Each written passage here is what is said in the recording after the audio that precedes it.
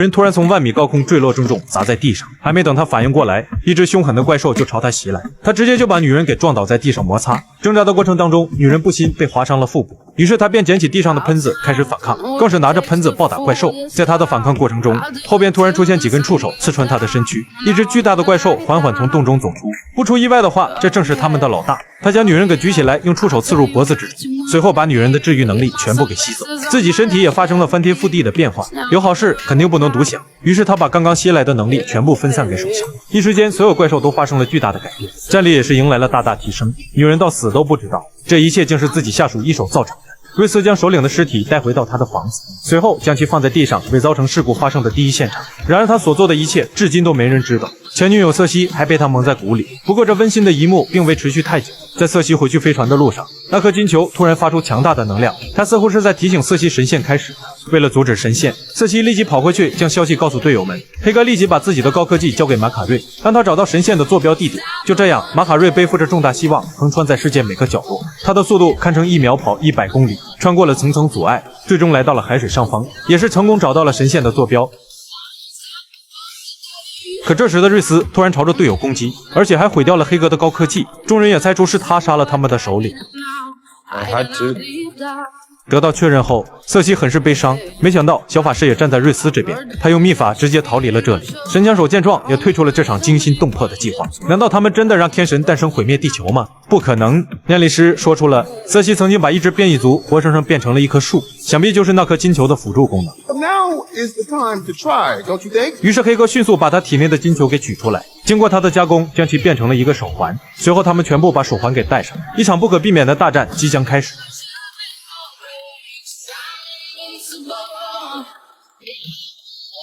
而此时的瑞斯坐在一个高峰上方，他发现了飞船正朝神线那个方向飞去。为了阻止众人，他直接单枪匹马来到了飞船内部。殊不知雅典娜已经恭候多时，虽然他不是瑞斯的对手，但他的目的只不过是把瑞斯拖住，给其他队友争取足够的时间罢了。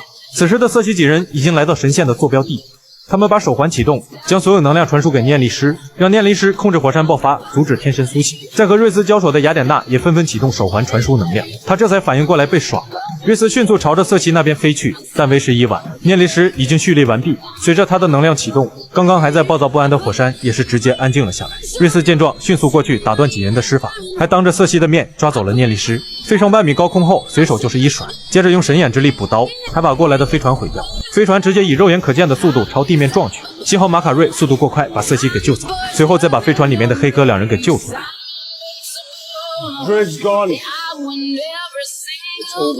马卡瑞听到直接发飙了，他朝着瑞斯直接就大打出手，用最快的速度顶着他击破了石头，即便瑞斯想要反抗都毫无效果。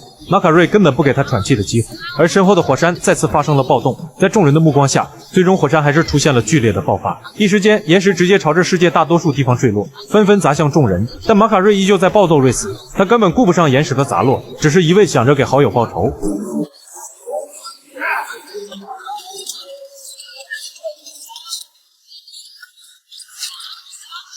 最终还是被瑞斯抓到了，他的攻击完全没有伤害，而瑞斯只要一击神眼之力就把他给干成重伤。黑哥见状迅速过来帮忙，虽然瑞斯很强大，但面对他们两人的合力攻击还是有点吃不消。黑哥更是拿出自己创造的秘密武器，即便瑞斯飞在空中也一样能打得到。瑞斯还想拉开距离和几人痛快打一场，可面对他们三人的超高配合，他根本抵挡不住这强大的攻击力。打斗的过程中，变异族突然也加了进来，他过来的目的就是要把永恒族所有成员的力量给吸取掉。马卡瑞直接二话不说朝他冲上去，瞬间把周围变成了一股强大的龙卷风。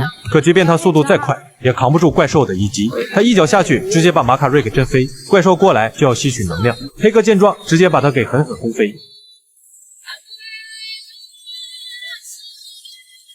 于是瑞斯便想去阻止瑟西，不料黑哥早已布下了陷阱，直接就把他定在上空，随后往地上一拽，成功将瑞斯给困住，就连他的能量也被锁住。为了杀掉变异族，雅典娜竟独自前往山洞寻找怪兽，想要偷袭。殊不知雅典娜早已察觉到他在身后，就这样，他们展开了激情的近身肉搏。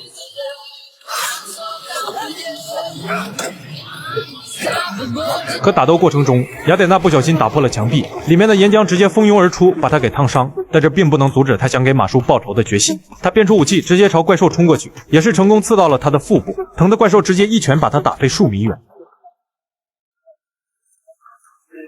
接着他过来把雅典娜给抓了起来，本以为这样就可以开始吸取能量了。正当怪兽放松警惕时，雅典娜的双手突然变出武器，直接把怪兽给大切8块。就这样，他成功给马术报仇了。瑟西此时还想过去阻止神仙，中途却被死去的首领喊住。他知道这是小法师的分身，但却想不到真正的小法师在他的身后。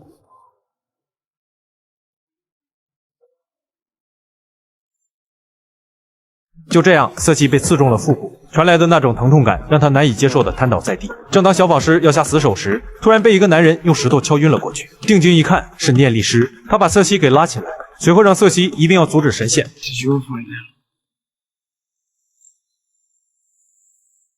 得到伙伴的肯定后，瑟西全身顿时燃起前所未有的力量，而在隔壁的小岛已经开始坍塌。如果不出意外的话，天神就要苏醒了。一个巨大的物体突然从海底窜出，它全身都散发出金色光芒，而且还不止一个，整座大海整整有5颗。让瑟西难以想象的是，他们身处的小岛竟是天神的身躯。随着地面的散开，天神的身躯也是成功亮了出来。瑟西见状，举起双手，接着放在天神的身体上。没错，他想把天神给冻成冰雕，但以他自己的实力，怎么可能办得到呢？因地面的松动导致锁链出现裂痕，瑞斯抓住机会，彻底挣脱了黑哥的高科技，随后朝着瑟西那个方向飞去。看到瑟西正在阻止天神的诞生，瑞斯原本想用神眼之力把他给杀死，可突然他缩回了能量，还想起了当初和瑟西在一起的幸福场。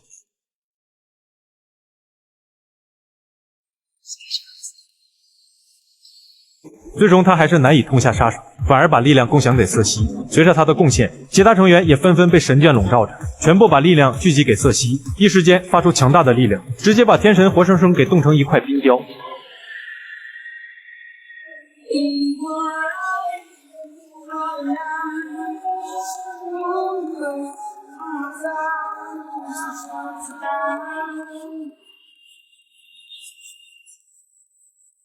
就这样，世界恢复了光明。瑞斯心里过意不去，他便朝着太阳飞去，这对他来说何尝不是一种解脱？大战结束后，小法师也是成功归队，他们原本就是一体，哪来说分开？只不过是想法不同罢了。电影的最后，雪茄想把自己的秘密告诉瑟西。Actually, I have one I want to tell you.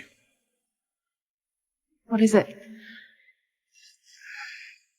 Turns out my family history is.